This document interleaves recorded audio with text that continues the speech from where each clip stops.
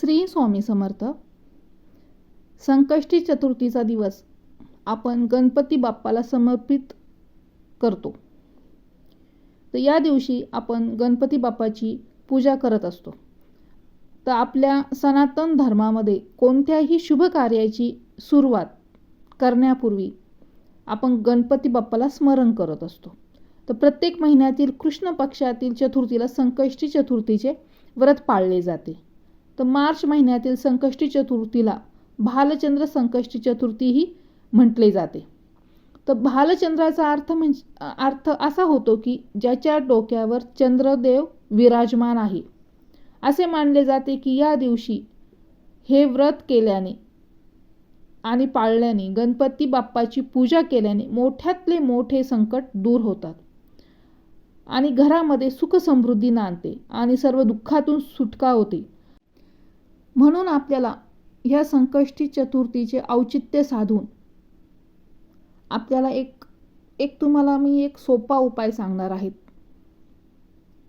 तर संकष्टी चतुर्थीच्या दिवशी आपल्याला संध्याकाळी कापूर सोबत ही एक वस्तू जाळल्यामुळे आपल्या 7 पिढ्यांचे दारिद्र्य नष्ट होऊन आपल्या संपूर्ण कुटुंबाची भरभरून अशी प्रगती होणार आहे.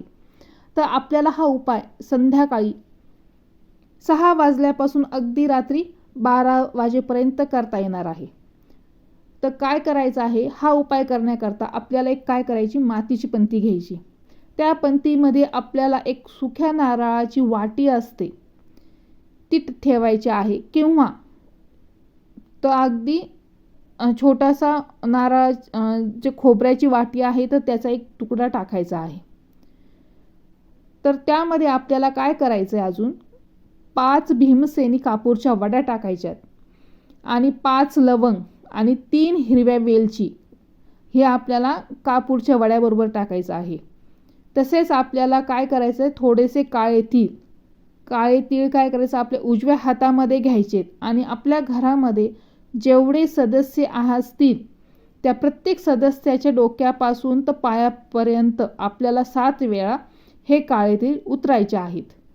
म्हणजे काय करायचं, हे जे काळे तीळ आहेत तर आपल्या हातावर घ्यायचे उजव्या आणि त्याच काळ्या तिळाने आपल्याला प्रत्येक माणसावर 7 वेळेस उतरायचे. म्हणजे आपल्या मुलाच्या याच्यावरून जर आपण 7 वेळेस उतरवलं, परत तेच तीळ तसंच आपण मुठीत धरून आपल्याला परत मुलीच्या, आपल्या मिस्टरांच्या, आपल्या सासूच्या, सासऱ्यांच्या, आपली जाऊबाई असेल यांच्या सगळ्यांच्या डोक्यावरून उतरायचं आहे. आणि हे तीळ सुद्धा आपल्याला काय करायचं, नंतरून मातीच्या पंतीमध्ये टाकायचे आहेत. आता देवघरामध्ये असलेल्या जो आपला दिवा आहे, जो आपण नित्य दिवा लावत असतो, तर त्या दिव्याच्या मदतीने आपल्याला काय करायचं आहे, ह्या मातीच्या पंतीमध्ये ठेवणारा जो कापूर आहे तो आपल्याला प्रज्वलित करायचा आहे. आणि याचा जो धूर आहे तो आपल्याला संपूर्ण घरामध्ये फिरवायचा आहे. पण फिरवताना आपल्याला ओम गणगणपतये नमः या मंत्राचा जप करत फिरवायचा आहे. त्यानंतर आपल्या घराचा जो मुख्य प्रवेशद्वार आहे तिथे जाऊन ही पंती ठेवून द्यायची आहे. तर बघा, अगदी साधा सोपा उपाय आहे. म्हणजे एकाच पंतीमध्ये तुम्हाला आपलं सुका खोबऱ्याचा तुकडा घ्यायचा आहे, लवंग घ्यायचे आहेत आणि हिरव्या वेलची, म्हणजे 5 लवंगा, 3 हिरव्या वेलची आणि थोडेसे तीळ, असे ह्या वस्तूंचा आपल्याला उपाय करायचा आहे. करून बघा.